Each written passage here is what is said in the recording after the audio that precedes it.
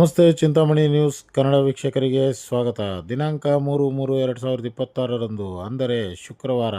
ಈ ದಿನ ಹಳೆಯ ಚಿತ್ತೂರು ಜಿಲ್ಲೆ, ಈಗಿನ ಅನ್ನಮಯ್ಯ ಜಿಲ್ಲೆ, ಪುಂಗನೂರು ತಾಲೂಕು, ಚೌಡೇಪಲ್ಲಿ ಮಂಡಲಂಗೆ ಸೇರಿದ ಬೋಯಕೊಂಡ ಗಂಗಮ್ಮ ದೇವರ ಚಿತ್ರೀಕರಣಕ್ಕೆ ನಾನು, ನೇತಾಜಿ ಸಿಂಗ್, ಕೃಷ್ಣಮೂರ್ತಿ, ಶ್ರೀನಿವಾಸ್, MVS ಮತ್ತು ನಾಗೇಶ್ ಸಂತೋಷ್ರವರು ನಮ್ಮ ನಮಸ್ತೆ ಚಿಂತಾಮಣಿ ನ್ಯೂಸ್ ತಂಡವು ಭೇಟಿ ನೀಡಿದ್ದು, ಇತಿಹಾಸವು ಮೊದಲಿಗೆ ಶ್ರೀ ಗಂಗಮ್ಮ ದೇವರು ಇದ್ದು 1ನೇ ಅಂತಸ್ತಿನಲ್ಲಿದ್ದು ಮೇಲ್ಭಾಗದಲ್ಲಿ ನೂತನವಾಗಿ ಪ್ರತಿಷ್ಠಾಪಿಸಿ ದೇವರ ಬಿಂಬಕ್ಕೆ ಪೂಜೆ ಪುನಸ್ಕಾರಗಳು, ಬಲಿಪೂಜೆಯು, ಹರಕೆಗಳು ಮಾಡುತ್ತಿದ್ದು, ಕೋರಿದ ವರಗಳನ್ನು ದಯಪಾಲಿಸುವ ಕಲ್ಪವಲ್ಲಿಯೂ ಆಗಿದ್ದು, ಹೆಚ್ಚಾಗಿ ಭಕ್ತಾದಿಗಳು ಕರ್ನಾಟಕದವರು ಅಂದರೆ ಹಳೆಯ ಮೈಸೂರು ಪ್ರಾಂತದವರು ಹೆಚ್ಚಾಗಿರುತ್ತಾರೆ.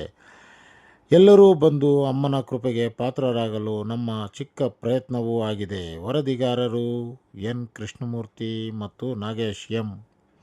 ನಮಸ್ತೆ ಚಿಂತಾಮಣಿ ನ್ಯೂಸ್, ಚಿಂತಾಮಣಿ ಘಟಕ.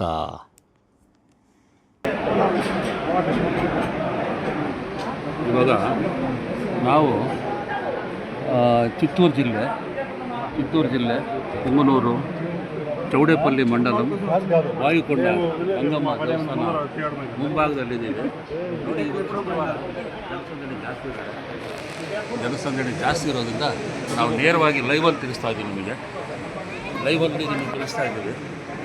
ಇದು ಹಳೆಯದು, ಇದಕ್ಕಿಂತ ಮುಂಚೆ ಅದು ಮೊದಲು ನೀವು ತೋರಿಸಿರೋದು ಎರಡನೇದು, ಇದು ಮೊದಲನೇದು ದೇವಸ್ಥಾನ ನೀವು ಕೊಟ್ಟಿದ್ದೀವಿ.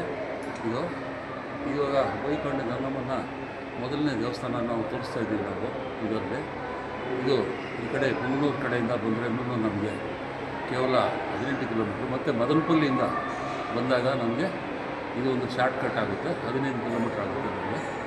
ಇದು ತೋರಿಸ್ತಾ ಇರೋದು ಹಳೆಯ ದೇವಸ್ಥಾನ. ಇಲ್ಲಿ ಗಂಗಮ್ಮ ಪ್ರತಿಷ್ಠಾಪನೆ ಮಾಡಿರೋದು ಮೊದಲು ಇದಿತ್ತು. ಇದು ಆದ ನಂತರ ಆಮೇಲೆ ಮೇಲೆ ತೊಗೊಂಡೋದ್ರು. ಇದು ಮೊದಲನೇ ದೇವಸ್ಥಾನ ನಾವು ತೋರಿಸ್ತಾ ಇರೋದು, ಮೂಲ ದೇವಸ್ಥಾನ. ಆಮೇಲೆ ಈಗ ನಾವು ತೋರಿಸಿರೋದು ಬೋಯಕೊಂಡ ಗಂಗಮ್ಮನ ಒಂದು ಕೆರೆ ಬಾವಿ ಅಂತ ನಾವು ಹೇಳ್ತೀವಿ.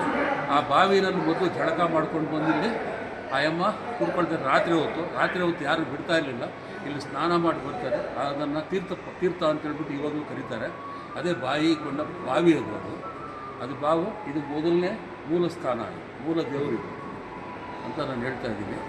ಮತ್ತು ನೋಡಿ ಭಕ್ತಾದರೆಲ್ಲ ಬರ್ತಾ ಇದ್ದಾರೆ. ಇವತ್ತು ಶುಕ್ರವಾರ ಜನ ಜಾಸ್ತಿ ಇದ್ದಾರೆ ಇವತ್ತು.